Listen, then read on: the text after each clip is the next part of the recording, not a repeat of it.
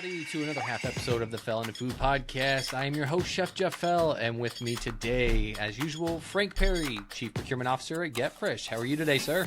I'm doing good. How are you doing today, bud? Can't complain. Got an interesting topic this week. I'm really glad you brought it up, and it is Holy Week down in Mexico. So Yes, sir. Most people are probably thinking, what does that have anything to do with produce? But it actually has a lot to do with it. So dig right into take a step back. Hit us up with some weather, then we'll dig into Holy Week. So what's the weather looking like for the upcoming? Yeah, I mean, weather across the board is pretty good.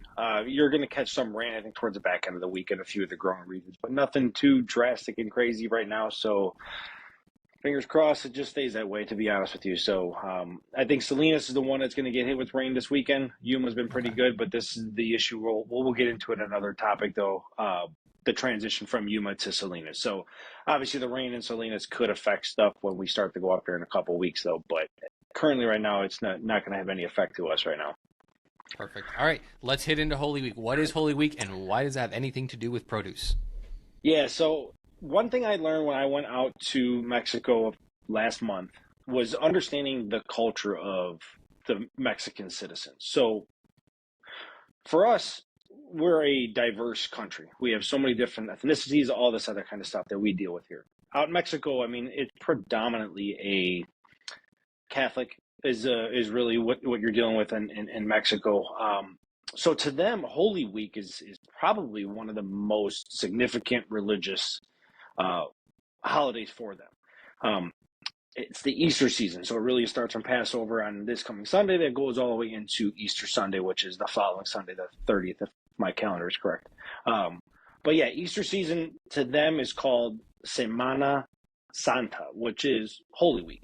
So it really is, like I said, it's leading up to Easter Sunday, and it's one of the most important times for Mexican Catholics. So what does that mean to us? Well, what that means is that the harvesting is going to be held up. So people that work out in the fields, people that work inside of some of the operating facilities there in Mexico will end up shutting down. And that is because they all take half that week to go ahead and kind of celebrate. So what they're doing currently is really ramping up their levels and really working twice as hard this week to really kind of take the burden off of any kind of what we call in our industry a gap. You don't want to have a gap in inventory. You don't want to have a gap in crops. So what they do, because of Holy Week, is really crank it hard for this coming week to then be able to go ahead and have that time off where you're not going to have any kind of a gap in between, 1 week to the next. How it affects us shouldn't have too much of a burden, to be honest with you, because again, they're just working tirelessly just to make up for this Holy Week. What it means to us is really just understanding how our partners on the other side of the borders operate. There's a few different holidays that they deal with in Mexico where it does affect the harvesting of crops, and it does affect anything that's shipping across the border. So why it's important for us to understand it is to really understand exactly what goes on. There may be times where there potentially could be a gap. In this standpoint, when we're talking about the crops right now, I don't think you're going to see too much of it.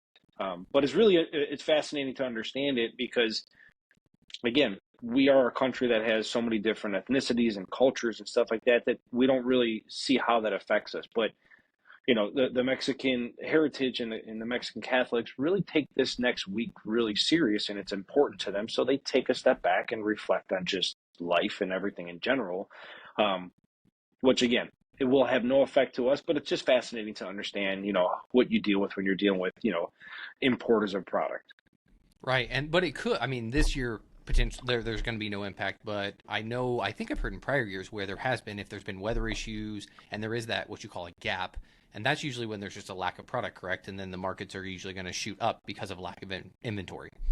That's correct. Yeah. And for us, the upside right now is that there is a bit of a gap period between Holy Week and Cinco de Mayo. So being that Easter is actually falling early this year, it's actually kind of helped so you don't have a shortage of product. When Easter starts to fall a little bit later in the year, and it does kind of bridge that gap a little bit smaller into the rolling right into Cinco de Mayo, that's where you could start to see some sort of shortage of any kind of crop. But luckily for us, you're not going to see that, or you should not see that, because of how early Easter falls this year and where Cinco de Mayo falls. So you do have some time in between to go ahead and pick up your inventory levels and everything like that. Which means that Awesome. come Cinco de Mayo, you should have a pretty good array of avocados at your grocery store for you to go ahead and celebrate the holiday yourself too then. Good. And a little tip on culinary side, if for some reason you see avocados at a great price, and you want to pick some up and you're just, because the prices fluctuate so much, get a bunch, freeze them, right? That's what can help preserve it, and then pull them out as you need them, and then that way you have avocados. So if you have the storage for it, freeze some avocados, so that way you get them at the best price versus, you go to the store and you do want them and they're up to $2-3 depending on the variety and size. There's nothing worse than you want to make some guacamole and it's going to cost you $20 just to make a small batch for you and your friends and family. Right, exactly. All right, so second topic this week, you had some important information on grapes. So hit us with what's going on with the grape market. Yeah, so current season is import grapes. So grapes are currently not grown in the United States right now. It will transition from import season to domestic season. What you're seeing right now from an import standpoint is just that demand is beyond superseding inventory levels right now. The other issue that you're seeing with that is it's called a break bulk vessel. So what you really can think of as a break bulk vessel is, think of a floating cold storage in the water. Okay, so that's where you start to have issues. So you have a vessel right now that is going to arrive in California this coming Saturday, but you're not going to be able to unload it till Monday. The issue again is just it's a gap between vessel after vessel, which is just causing a supply shortage.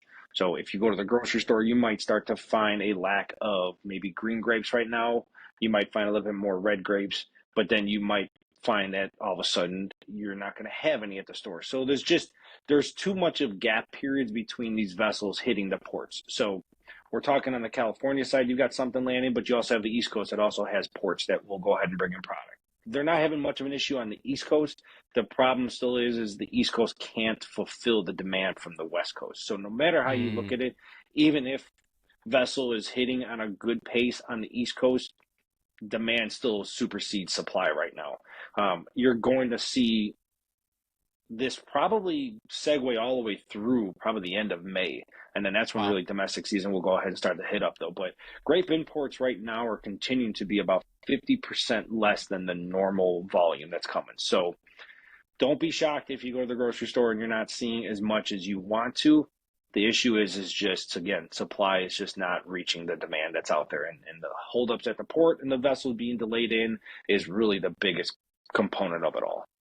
And now I've noticed over the past probably even month or two, it seems like it's been going on kind of on and off. You'll get these big booms where there'll be plenty prices drop, but for the most part, it seems like what's been at the grocery store has been pretty low quality, and the variety and availability has just been really low, no matter where you go or what grocery store you go to.